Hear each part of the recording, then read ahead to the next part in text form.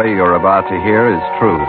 Only the names have been changed to protect the innocent. Fatima Cigarettes, best of all long cigarettes, brings you Dragnet.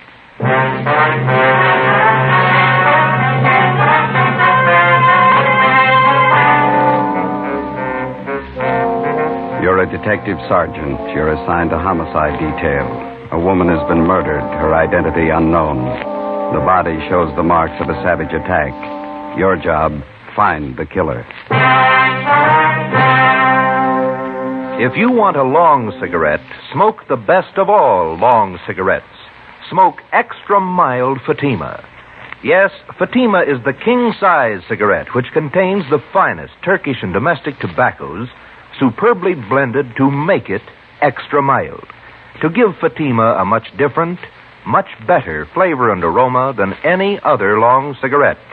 That's why Fatima has more than doubled its smokers coast to coast.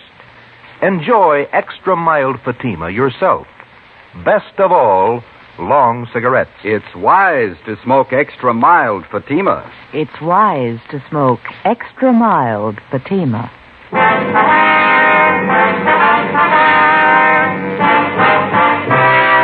Dragnet, the documented drama of an actual crime.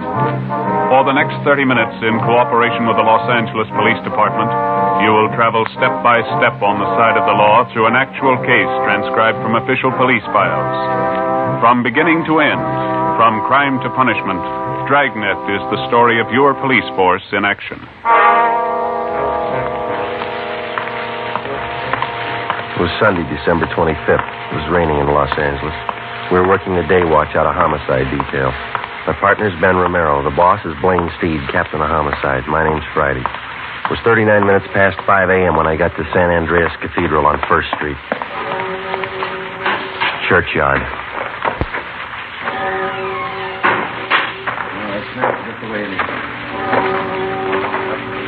Hi, Dave. Hi, Joe. Body's over here. All right. Merry Christmas, huh? Yeah. Section from the church found it about an hour ago. Have a look. Pretty brutal. Yeah. Okay. Who is she? No identification. The coroner checked the body yet? Yeah. How long's she been dead? When it started raining. About midnight, didn't it? Yeah. The ground's dry under the body. Oh, been dead 5 or 6 hours, I'd say. Ben get here yet? Yeah, he's helping Claudio check the area. This park here, is this all a part of the church grounds? I think so. I was stuck out of this rain for a minute. There's an alcove over there by the church. Yeah, look. How much we got to go on, Dave? Not much. Motive looks like robbery. Found a woman's purse near the body. Pretty well picked over. Purse is wet. Lee Jones is dusting the contents for prints. Coroner's checking. Any idea what the killer used in the woman's face? Coroner figures a sharp instrument of some kind. A nasty one. Yeah. Friday, you look wet. Hi, Lee. So do you. Everything happened on Christmas. Purse was soaking wet. Ordinary black handbag, huh? Raise any prints on the stuff inside? Not a one. Here, you can check the contents. Thank you, Lee. Let's see. Small comb. Roasted the teeth out of it. 3 pennies. Hairpins, mirror, lipstick. That's it, Holly. A couple more things. Yeah. This fountain pen, this door key. Armstrong found them in the grass a few feet from the body. Can I have a look at those? Yeah, it's an ordinary ballpoint fountain pen. Buy them in any drugstore for 69 cents. No sign of rust on the key. Must have been dropped recently. Maybe this will explain what happened to her face. Broken beer bottle. Where'd you find that? Laughlin found it back in the bushes over there. These jagged edges here smeared with blood. Mm-hmm. Too much rain. Can't do anything about prints till it dries. Can you get enough from these smears to run a precipitant? Think so. Lee, got a minute? Yeah, Ben, what is it? Oh, hi, Joe. Hi. Claudio found a set of footprints over by that clump of shrubbery. Rain hasn't spoiled them yet. Did you cover them? Yeah, I think you can get a pretty good cast from them. Better get a picture of them right away. Hey, Charlie. Right with you, Lee. I'll get the stuff from the car. You mind giving me a hand, Dave? Oh, let's go. Well, this takes care of Christmas, Joe. Yeah. Did you get a chance to check the body yet? Mm-hmm. What do you think? Well, there's no sign of struggle. Could have happened after a Christmas Eve brawl, maybe. Yeah? Whoever the victim is, she was probably acquainted with the killer. The two of them came in the park, and the victim got it before she knew what was happening. Might work easier if we find out who the victim is. And we can check her prints through R&I when we get back to the office. What'd those footprints look like? Seemed like a heavy print, maybe work shoes of some kind. Want to see how Lee's making out? Yeah, let's go.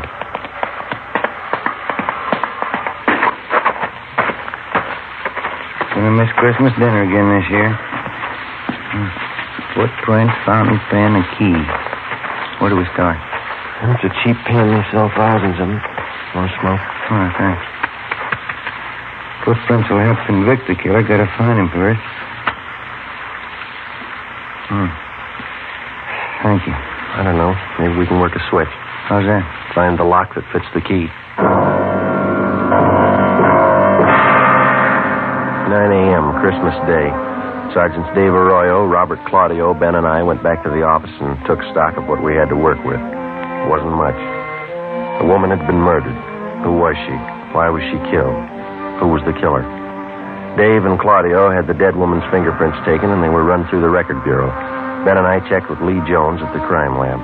The results of the precipitant test showed that the type of blood found on the broken beer bottle matched that of the victim. From the casts of the foot impressions found at the scene of the killing, Lee estimated that they were made by a person approximately 5 feet 9 inches tall, weighing about 160 pounds. He figured the foot gear must have been of a heavy type, either a boot or a dress shoe with thick double soles, size 11. 9:40 a.m.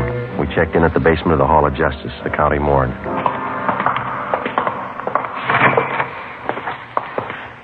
Doc, how's it going? All there, Joe. Death caused by multiple fracture of the skull. Slashing in the face was a contributing cause. I sent her close to Lee Jones. Yeah, we know. No laundry mark. Well, I got two things. Maybe they'll help, maybe they won't. Yeah? The chemist's report here on the blood analysis shows the victim was drinking. She was definitely under the influence at the time she was murdered. 0.12% alcohol in the blood. Mm-hmm. How about the murder weapon, Doc? We gonna rule out that beer bottle? I'm just coming to that. Step over here. Yeah? This mark here on the side of her face, brown smudge. Well, Jones says that that's shoe polish. He analyzed a few of the particles. Ties in. The cause of death was brought about by severe blows in the head and face. Heavy shoe, huh? That's my guess. Probably a boot or a work shoe. That doesn't add, Joe. How do you mean? If they were heavy work shoes the killer was wearing, why were they polished? How many people polish their work shoes? Could be waterproofing. No, Jones says it was a brown paste polish. Then it doesn't figure. Unless the killer was wearing some kind of dress boots. Cycle boots, maybe. Hundreds of kids on motorcycles wear them. Yeah. That's going to be about as helpful as a key or a cheap fountain pen. Huh? Excuse me. County morgue, Tyson speaking. Yeah, all right, Frank. I'll tell him. Cunningham at R&I wants to see you right away. What's up? They made the victim's prints. During the war years, a complete file of pictures and fingerprints had been kept on all persons employed at local defense plants. Out of this file came our first major lead. The victim's fingerprints matched those of one Maria Camacho, 38 years old, formerly employed at Universal Aircraft. Her address in 1945 was listed as 9230 Sheridan Avenue. Ben and I went over to the crime lab, picked up the key and the fountain pen found near the body, and drove to the Sheridan Avenue address. The house was 3 blocks from the churchyard where the body was found. A young woman with a baby in her arms answered the door. She identified herself as Elena Gomez. She told us Maria Camacho was her aunt. They were expecting her for Christmas dinner late that afternoon. We told her what happened. When she recovered from the shock, we questioned her and her husband, a furniture worker. So hard for me to believe.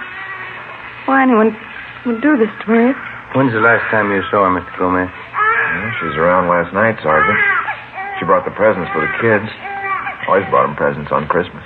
Did she live here? Was this her permanent address? No.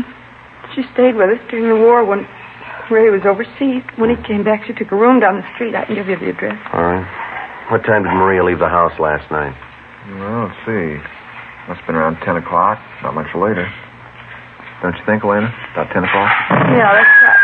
Go see what those kids are doing, huh, Ray? Yeah, all right. Did Maria have anything to drink here last night, Miss Gomez?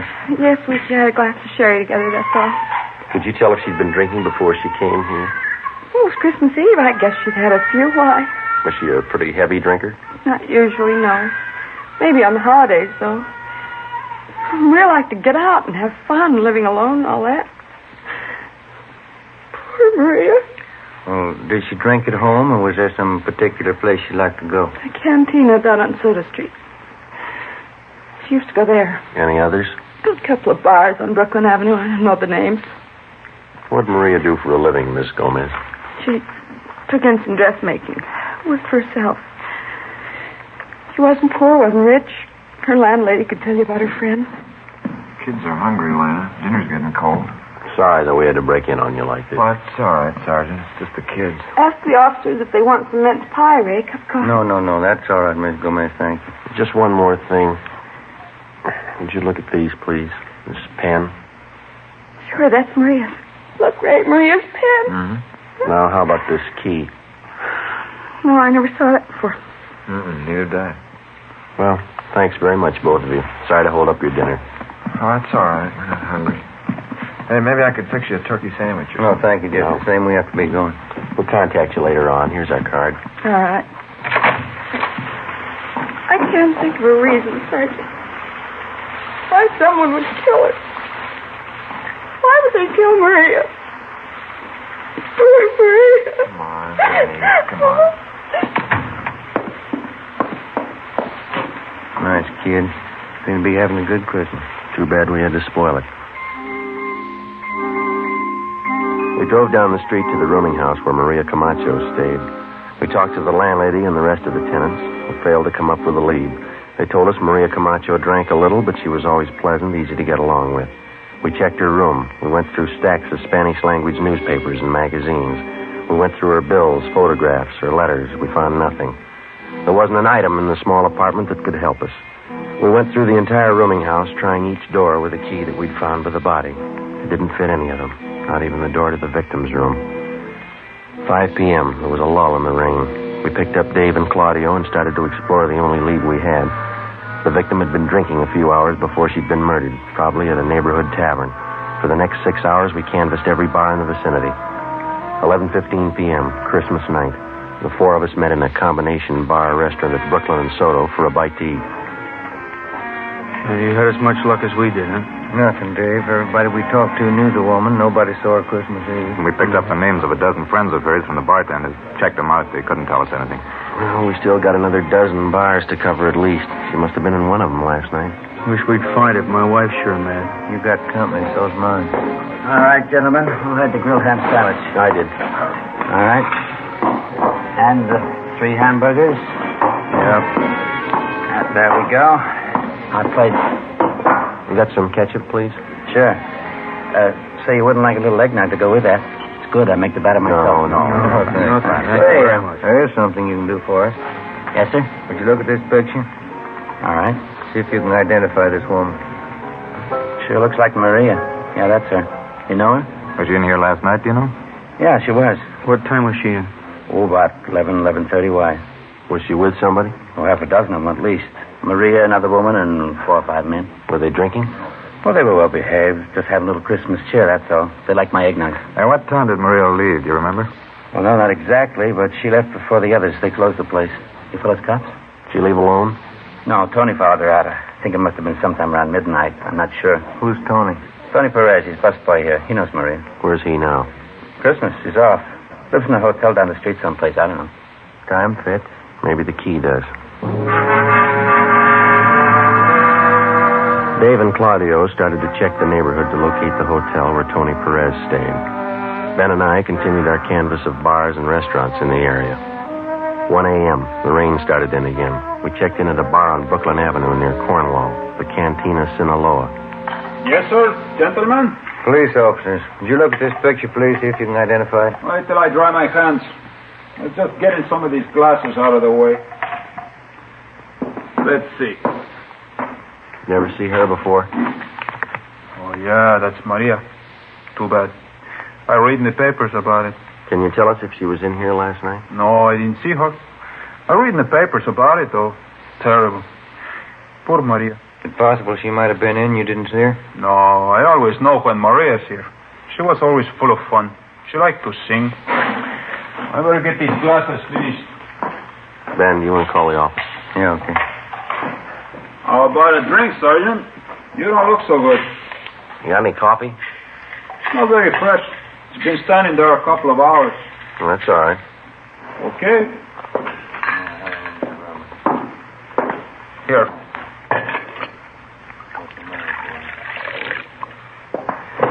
Here's the sugar. Hey, thank you. Yeah, that's not very warm, huh? That's okay.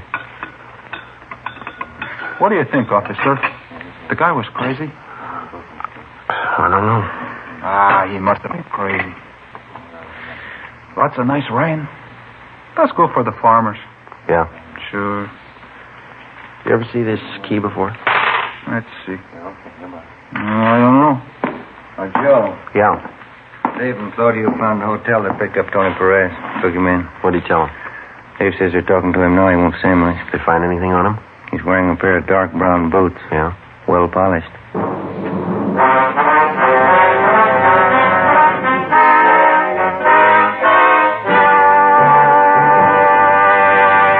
You are listening to Dragnet, the case history of a police investigation presented in the public interest by Fatima Cigarettes. If you smoke a long cigarette, it will be in your interest to listen to a typical case history of a Fatima smoker. It's the case of skater Larry Jackson, one of the stars of the Los Angeles Ice Capades. This is his actual signed statement. When the excitement of the show is over, a mild cigarette is important for smoking enjoyment.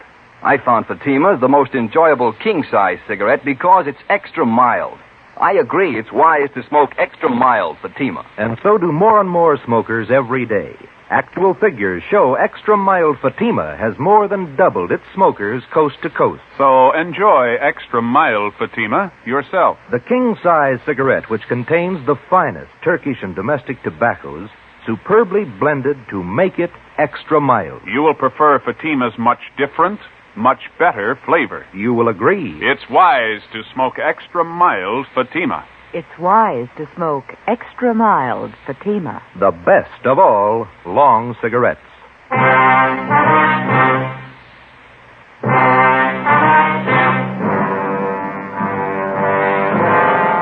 Monday, December 26th, 9 a.m.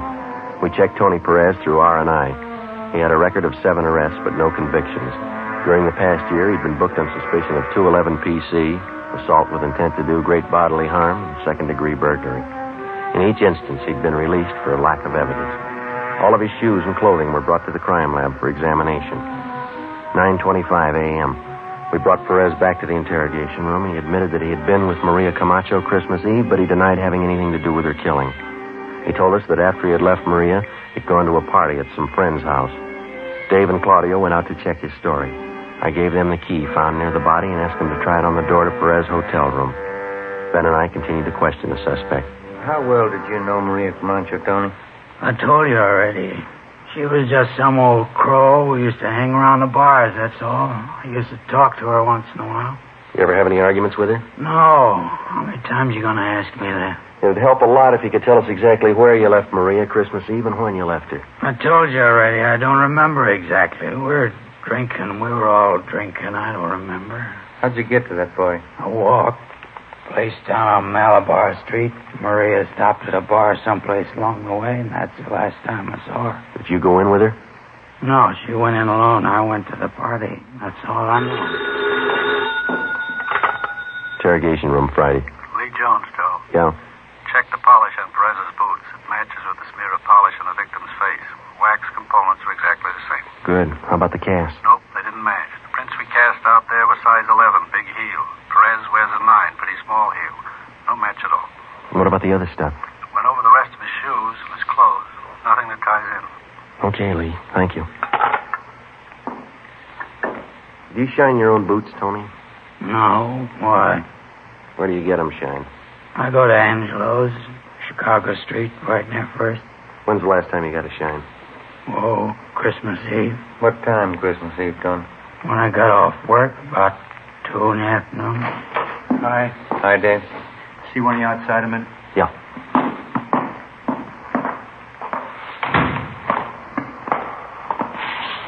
Perez telling the truth about the party. He was there. We timed out how long it would take him to walk from the restaurant to the party. Yeah? Pretty close. His friends say he got to the party about 12:30. Doesn't look like he had time to kill that woman. Well, where does that leave us? Still got those boots? No more. They don't match the impressions at the murder scene. Well, that makes us even. Huh? Here's your key back. Didn't fit. Tony Perez was held for further investigation. Dave and Claudio took up the canvassing of bars in the same area where we'd left off the night before. Ben and I drove down to Angelo's Shine Stand. It stood just outside a barber shop. 4 chairs with an awning full of cigarette holes over them. He identified Maria Camacho's picture immediately. We questioned him while he polished her shoes. Maria, I used to tell her, Sergeant, running around like that, she had so many friends. Too many. Did you see Maria on Christmas Eve, Angelo? Christmas Eve? Let me see. No, last time was 2 days before Christmas. Angelo, do you know a man by the name of Tony Perez? Tony? Sure. Tony Perez. Tall fella, big shoulders. Was he one of your customers? Yeah, all the time he comes to see me. Was he here on Christmas Eve, Angelo? Yeah, he was here. I gave him a shine. Good customer. You remember what kind of shoes he had on? Sure. Boots. He always wears boots. What color were they, do you know? Brown. Always wears brown boots. Well, what's the matter? Tony in trouble? What kind of polish do you use on his boots, Angelo? Well, I got the can down here. Yeah, this one here. High-grade polish. If you got boots, I can fix them up. Do you use the same polish on all the boots you shine, Angelo? No, only the brown boots. That's brown polish. You fellas ask too many questions. You make me go too slow. Well, there's no rush, Angelo. Can you tell me this? Yeah? Besides Tony Perez, was there anybody else with brown boots who got a shine from you Christmas Eve? Well, I don't know. Lots of people get shined. Christmas Eve is pretty busy. Just the people with brown boots, Angelo. Can you remember? No, I don't think so. Tony was the only one with the brown boots. There's no others. And how about heavy brown shoes? Huh? You remember the people with heavy brown shoes that came in for a shine? No, I don't know. Look, please, just let me shine your shoes, huh? That can of brown polish, Angelo, you say that's the kind you use on Tony Perez's boots? Yeah, that's the kind. This kind right here. Well, can you remember how many times you used that polish on Christmas Eve? Well, I opened this can that morning. You see how much is gone. Maybe I use it, maybe half a dozen times. Can you remember the people whose shoes call for this kind of polish? Yeah, lots of them. Brown shoes. I know the feet when I see them. I don't know the faces. Don't you remember any of them? If they like the shine, maybe by and by they come back. There were 3 or 4 fellas, maybe. I see them before. I don't know their names. Okay, finished. You like the shine? Oh, yeah, fine. See, I'm going to buy that can of polish from you, Angelo, and we're going to check back with you later. Okay. Here it is. That's fine polish, Sergeant.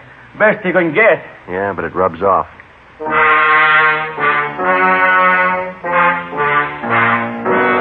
December 26th, 5 p.m. We drove back to the crime lab and had Lee Jones analyze the can of shoe polish. It matched exactly with the particles of shoe polish taken from the victim's body and from the boots of Tony Perez. We arranged for a stakeout at Angelo's Shine Stand. In case the people with heavy brown shoes returned, Angelo could point them out immediately to the men on duty. 5:30 p.m., Dave and Claudio called in. They thought they had another nibble, this time from the bartender at the El Cedello Tavern, a bar on Soto Street. We drove down to South Main and Harlem Place for a meet.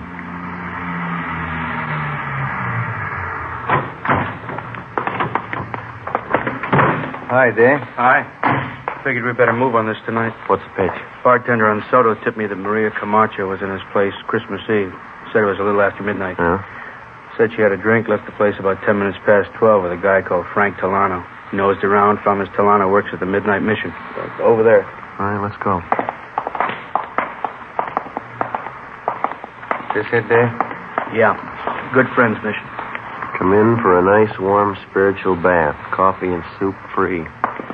Watch the stairs. Yeah. Now, brothers, I only hope that our little meeting here has brought you closer and made your souls to glow with the great and glorious light of the Spirit. And yes, brothers, if we be not born again of that light, as the book says, we'll be damned, brothers. Damned. Amen. Amen. Come Now, brothers, while Sister Myrtle Ferguson plays one of her stirring marches, let's join arms, brother to brother, and march into the lunchroom where, through the kind graces of one of our benefactors, Pete Boudouris of the Acropolis Cafe, each one of you will be entitled to a bowl of turkey soup, some of Sister Wilson's homemade bread, and a cut of mince pie. Sister Ferguson, march.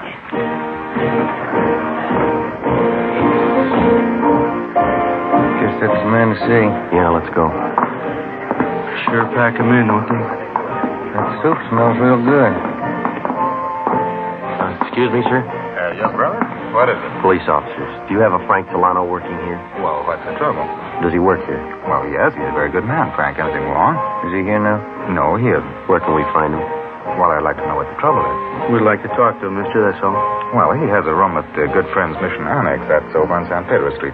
Is that his permanent residence, the Mission Annex? Yes, Frank's very helpful. He works for a small salary, and we give him room and board. Is he over at the Annex now? Yeah, but maybe you'd better not see him now, officer. Why not? Well, Frank's not at his best. He's been drinking again. That's the surest sign. How do you mean? Well, whenever Frank starts drinking, that means that he's worrying. He's one of those. He drinks to forget. Yeah. He's been drinking for 3 days. He must have a lot to forget. Come on. 6:30 p.m. We drove over to the Good Friends Mission Annex on San Pedro Street. The man in charge told us that Delano had a small room to himself at the rear of the second floor. Dave and Claudio went around to cover the Mission Annex from the back. Ben and I went up a narrow flight of wooden stairs. The plain white plaster walls were chipped and cracked and scrawled with pencil markings. We walked down to the end of a wide hallway to a brown paneled door with a transom above it. There was a man in soiled work clothes sitting on the bed. On the table next to him, there were 3-quart wine bottles. 2 of them were empty. Get out of here. You Frank Delano? What about it? Police officers like to talk to you. Get out of here. You're not taking me. I'll cut you to pieces. Drop the bottle, Delano. Get out of here. Drop the bottle. I'll cut you to pieces. Like you cut Maria. I'll kill you. Put it down, Delano. Drop it. Get the cuffs on him. Yeah. Let's go. Just a minute.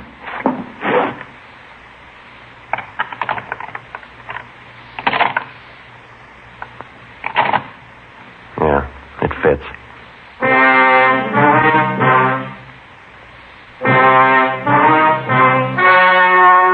The story you have just heard was true. Only the names were changed to protect the innocent. On March 7th, trial was held in Superior Court, Department 94, City and County of Los Angeles, State of California. In a moment, the results of that trial. It's amazing how many long cigarette smokers are changing to extra mild Fatima. Here is the actual report. From coast to coast, extra mild Fatima has more than doubled its smokers. Yes, more and more smokers every day are discovering that Fatima is the king-size cigarette that is extra mild. Extra mild because it contains the finest Turkish and domestic tobaccos superbly blended to make it extra mild, to give it a much different, much better flavor and aroma. Enjoy extra mild Fatima yourself. Best of all, long cigarettes. It's wise to smoke extra mild Fatima. It's wise to smoke extra mild Fatima.